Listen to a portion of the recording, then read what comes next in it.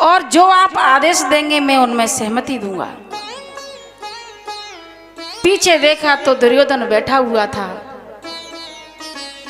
वह बोले हैं एक तरफ मेरी अक्षौणी सेना रहेगी और एक तरफ मैं रहूंगा, तुम्हें क्या चाहिए वो तुम मांग लो। इतने में दुर्योधन बोला महाराज सेना तो मुझे चाहिए। अर्जुन बोले मुझे तो आपके साथ की जरूरत है, सेना नहीं चाहिए। भगवान ने कहा जाओ। और जब युद्ध भूमि का निरीक्षण कर रहे थे उस समय एक गौरैया भगवान कृष्ण के चरणों में चली आई। प्रभु मेरे बच्चे हैं छोटे छोटे, यदि युद्ध हुआ तो सब मारे जाएंगे। तब भगवान कृष्ण ने अर्जुन से कहा अर्जुन तीर चलाओ, और तीर ऐसा चलाना कि इस हाथी के जो गले में घंटा पड़ा है वो इनके बच्चों के ऊपर आ जाए। दया दृष्टि जब कन्हैया की होती है तो पूरा युद्ध महाभारत हो जाए तो भी उसका कोई कुछ बिगाड़ नहीं सकता। और वह घंटा उन गौरैयाओं के बच्चे पे गिरा, पूरा युद्ध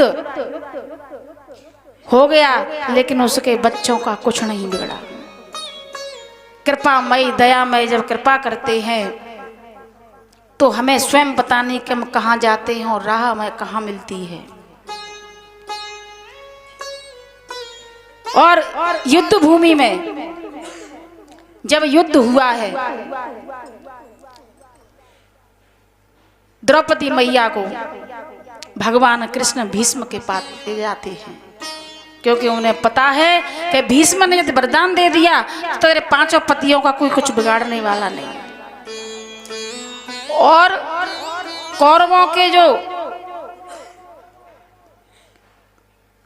कैंप लगे थे उसमें जाकर के मैया द्रौपदी से कहा कि जाकर के 5 बार इनके पैर छूना, जब तक ये तथास्तु सौभाग्यवती न कहें तब तक बंद न होना। और उन्होंने पता है कि कौरवों के कैंपों में कोई और नहीं आएगा। जो टेंट लगाते थे पहले जब युद्ध होते थे तंबुओं में, तो मैया द्रौपदी जाकर के श्री भीष्म पितामही जी से प्रणाम किया है। पिताजी प्रणाम। उन्होंने आंखें बंद करके कहा सदा सुहागन रहो।